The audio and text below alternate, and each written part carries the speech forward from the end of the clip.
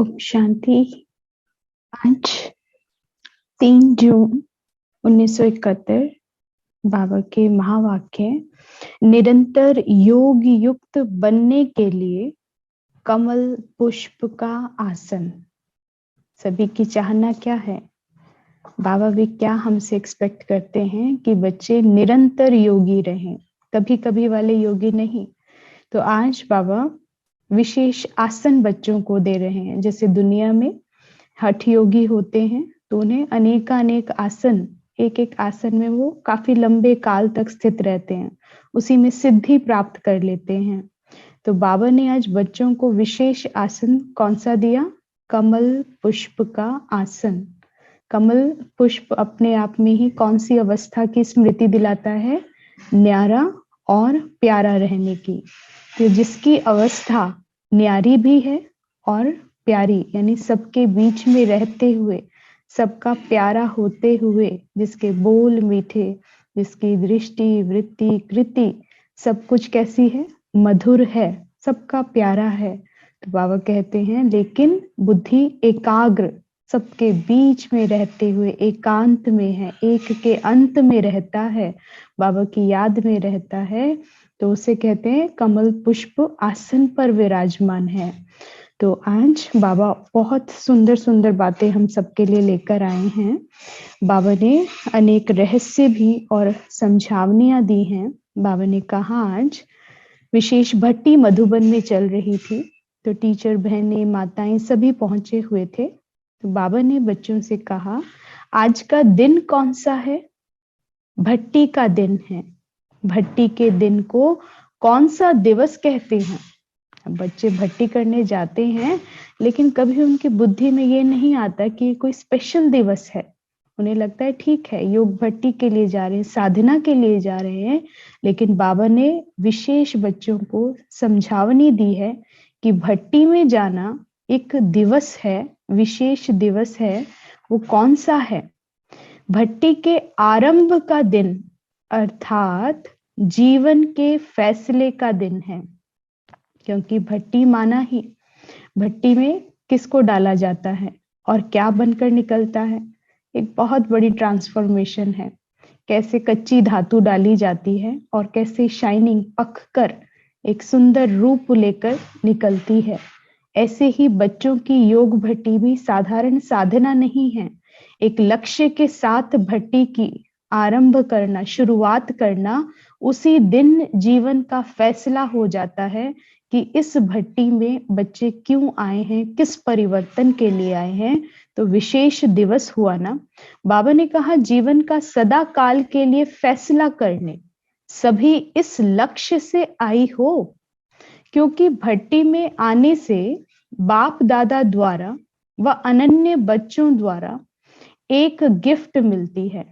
अब वह कौन सी गिफ्ट है? जो चीज मिलती है सुनाना भी सहज होता है। दो चार ने अपना अपना विचार सुनाया। जो भी बातें सुनाई हैं उन सभी बातों की प्राप्ति का आधार कौन सी गिफ्ट है? वह है बुद्धि का परिवर्तन। भट्टी में जब मिलते हैं तो विशेष दीदी दादियां भी और बाबा की तरफ से भी गिफ्ट्स मिलती हैं। तो बाबा ने कहा कि विशेष गिफ्ट कौन सी है? वो है बुद्धि का परिवर्तन। क्या चीज यहाँ पर ट्रांसफॉर्मेशन होनी है? बुद्धि परिवर्तन होनी है। रजोगुणी व व्यक्त भाव की बुद्धि से, रजोगुणी व व्यक्त भाव की बुद्धि से बदल सतोगुणी अव्यक्त भाव की दिव्य बुद्धि, रजोगुण से परिवर्तन होकर सतोगुणी बुद्धि हो जाएगी। दूसरा, जितना व्यक्त भाव में रहते हैं, दुनियावी बातों में रहते हैं, तो बाबा कहते हैं फिर अव्यक्त भाव आ जाएगा और इसे ही दिव्य बुद्धि कहा गया है। अब बुद्धि कोई दिखाई थोड़ी ना देती है। सोना तो डालते हो कच्चा भट्टी में, लेकिन जब निकलता है तो स्थूल है, दिखाई देता है, उसकी चमक भी दिखाई देती है। लेकिन जब बच्चों को भट्टी में डाला जाता है तो उनका परिवर्तन किस अंदाज में नजर आता है? कि बुद्धि का परिवर्तन हो जाता है। बुद्धि स्थूल है नहीं, सूक्ष्म चीज है, तो सूक्ष्म कैसे दिखाई देगा? तो बाबा ने कहा कि व्यक्त भाव अव्यक्त भाव में परिवर्तन हो जाएगा, और जो रजोगुणी चंचल बुद्धि थी, रजोगुण मतलब चंचलता है, वो चंचलता समाप्त हो जाती है, और सतोगुणी स्थिर बुद्धि, दिव्य बुद्धि प्राप्त हो जाती है। बाबा ने कहा जिस दिव्य बुद्धि की प्राप्ति से ही अव्यक्त स्थिति व योग युक्त स्थिति को प्राप्त कर सकते हैं, तो गिफ्ट कौन सी हुई? दिव्य सतोगुणी बुद्धि की। बुद्धि के परिवर्तन से ही जीवन का परिवर्तन होता है। तो दिव्य बुद्धि की गिफ्ट विशेष भट्टी में प्राप्त होती है। अब उस गिफ्ट को यूज करना व सदा काल के लिए कायम रखना।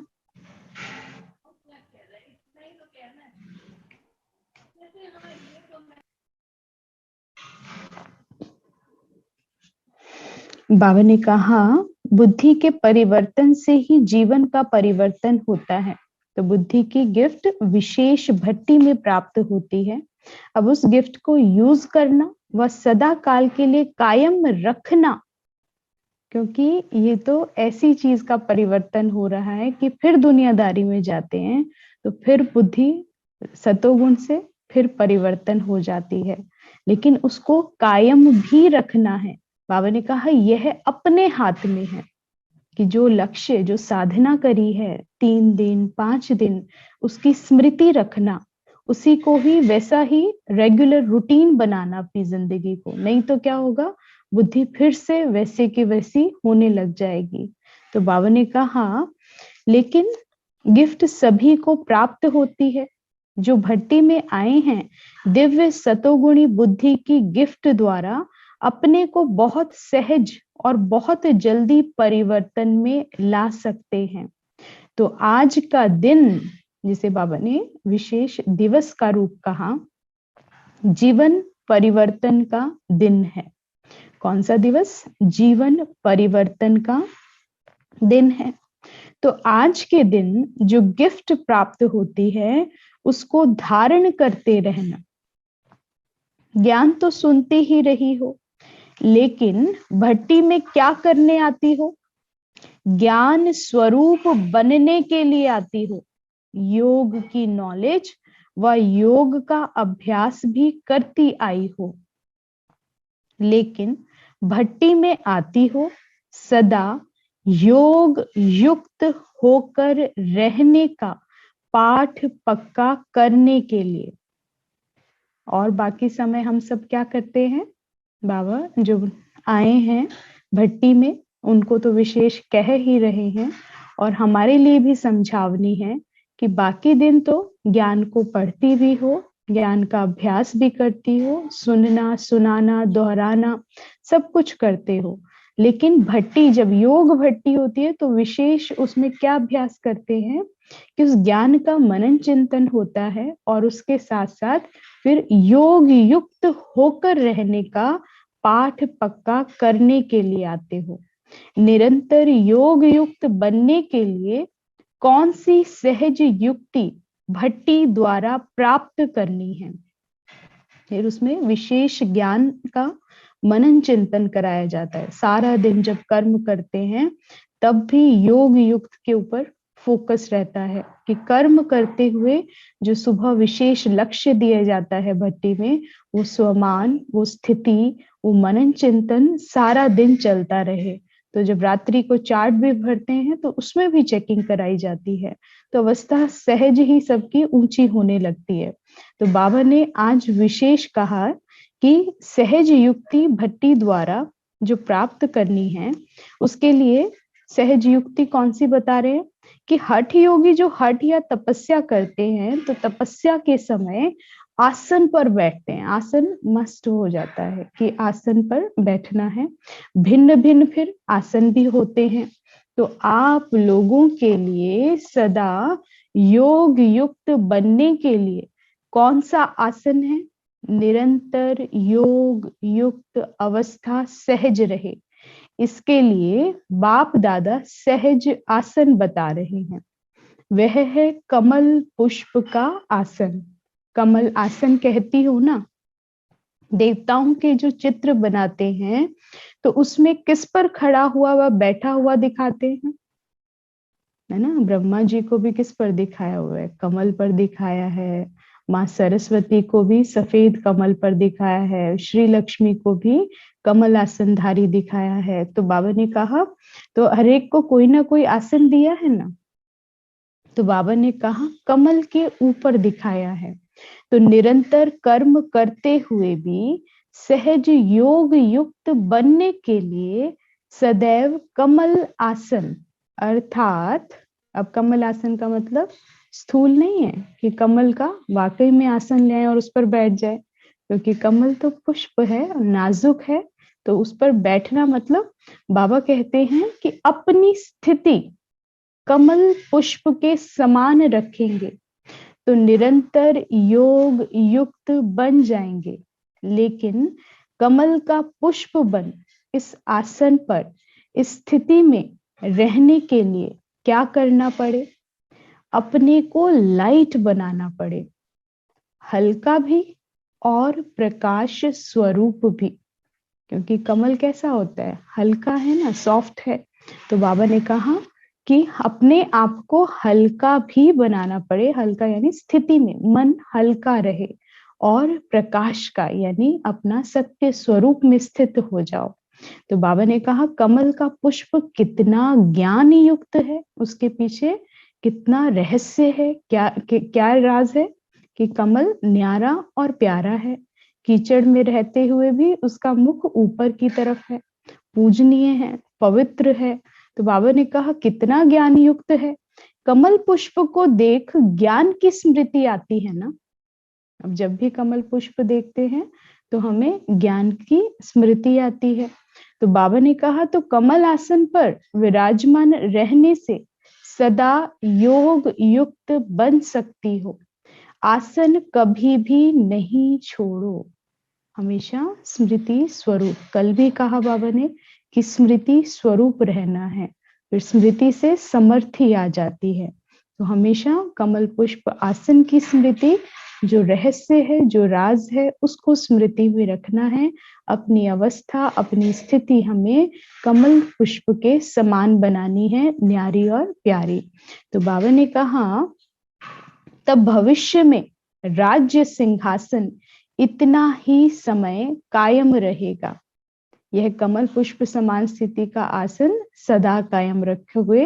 तो बाबा ने कहा फिर भविष्य का राज्य सिंहासन भी इतना ही समय, जितना समय इस आसन पर इस स्थिति में स्थित रहोगे कमल पुष्प की, तो आपका राज्य सिंहासन का जो समय है वो भी उतना समय कायम रहेगा। अगर इस आसन पर नहीं बैठ सकती हो, अर्थात इस स्थिति में स्थित नहीं हो सकती, तो सिंहासन को कभी प्राप्त नहीं कर सकेंगे। तो राज सिंहासन प्राप्त करने के लिए पहले कमल आसन पर स्थित रहने का अभ्यास करना पड़े। भट्टी में आए हो, अपने को सभी प्रकार के बंधन से मुक्त कर हल्का बनाने के लिए वह सदा कमल पुष्प की स्थिति में स्थित होने के आसन पर विराजमान रहने का अभ्यास सीखने के लिए। तो जो भी बोझ हो वह सभी प्रकार के बोझ भट्टी में खत्म करके जाना। जैसे भट्टी में इम्प्योरिटीज बर्न हो जाती है ना, जो खाद होती है वो भारी होती है, बोझ होता है उसमें, वो सब समाप्त जलकर कैसा हो जाता है, सच्चा सोना तैयार हो जाता है, उसमें शाइनिंग प्रकाश आ जाता है।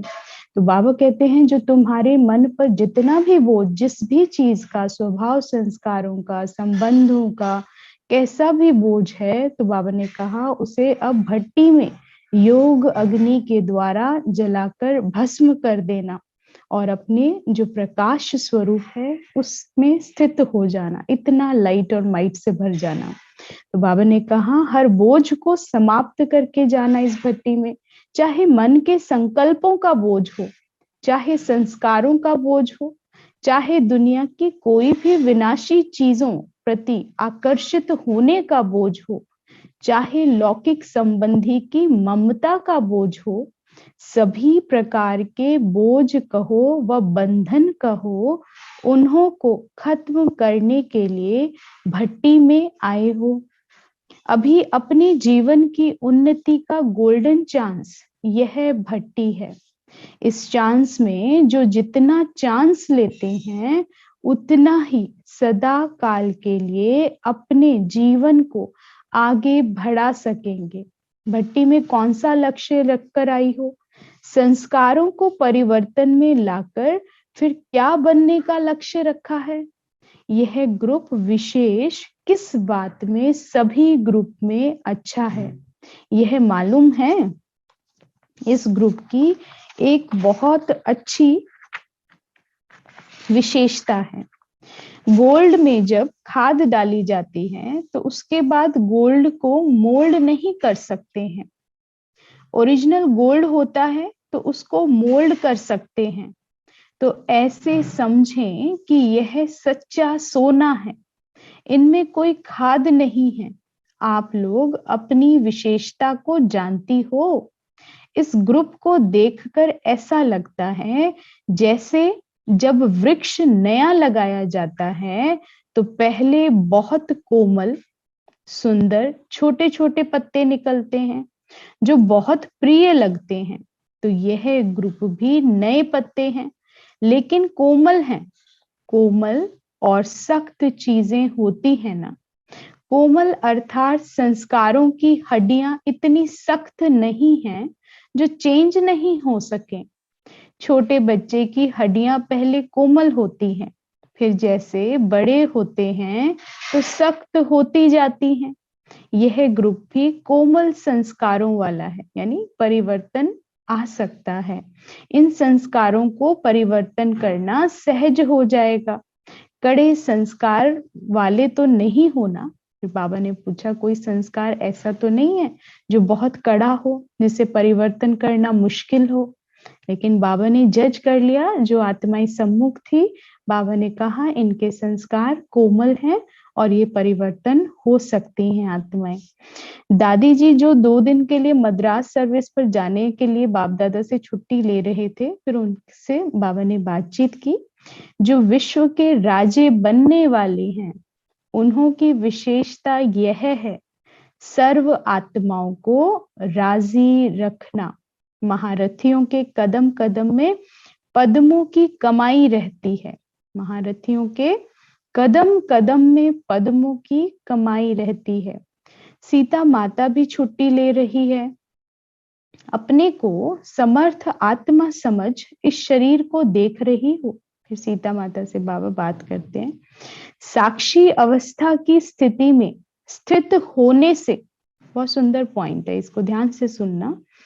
साक्षी अवस्था की स्थिति में स्थित होने से शक्ति मिलती है।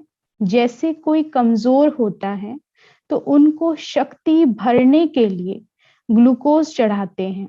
तो जब अपने को शरीर से परे अशरीरी आत्मा समझते हो तो यह साक्षीपन की अवस्था शक्ति भरने का काम करती है।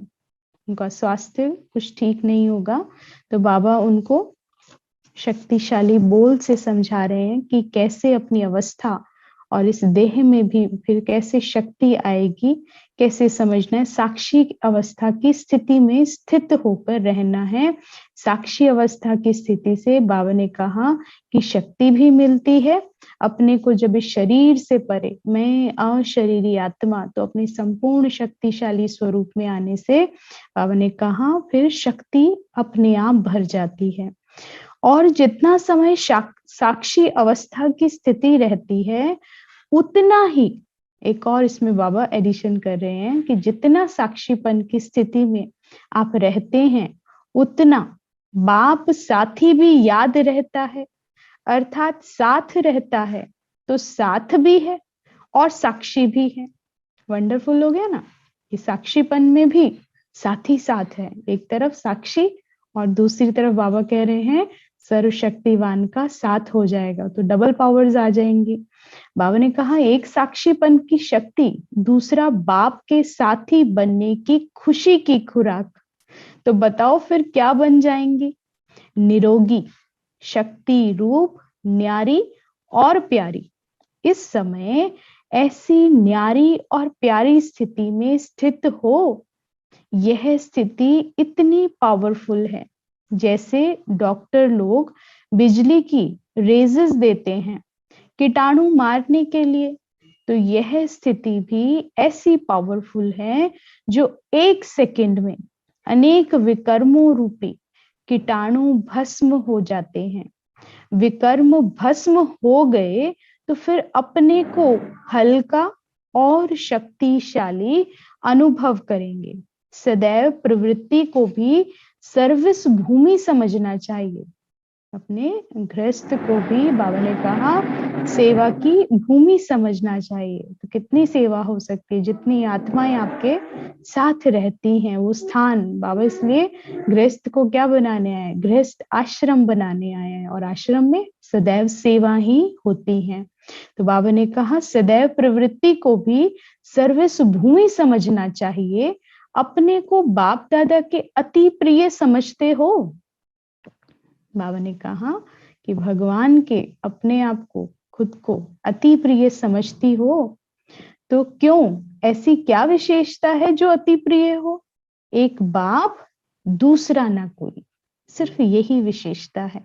न्यारी और प्यारी अवस्था, मेरा तो एक शिव बाबा, दूसरा ना कोई, सबके संग में रहते हुए। लेकिन भाव क्या होगा? एक बाप, दूसरा ना कोई। ऐसे एक के ही लगन में रहने वाले बाप को अति प्रिय है। समझा? अच्छा, ये थे आज के बाबा के महावाक्य।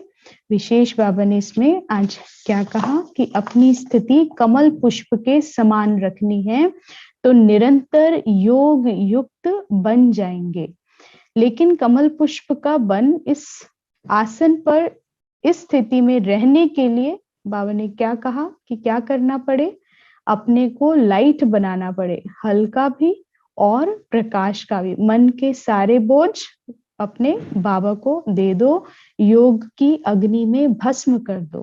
कितने बोझ बाबा ने बताए? संकल्पों के, संस्कारों के, है ना। तो बाबा ने कहा ये सारे के सारे जो संबंधों की ममता का भी बोझ है, कैसा भी बोझ है, वो योग भट्टी में भस्म कर दो।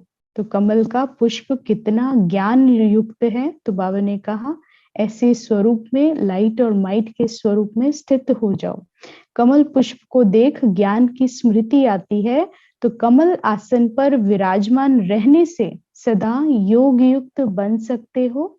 आसन कभी भी नहीं छोड़ो। यह कमल पुष्प समान स्थिति का आसन सदा कायम रखना, अर्थात इस पर सदा स्थित रहना, न्यारा और प्यारा होकर रहना है। क्योंकि कहीं भी फंसेंगे तो फिर क्या है, योग नहीं लग सकता। ऐसा कोई भी कारण उत्पन्न नहीं करना है जिससे योग में विघ्न आए। निरंतर योगी बन के रहना है। तो ये थे आज के बाबा के महावाक्य।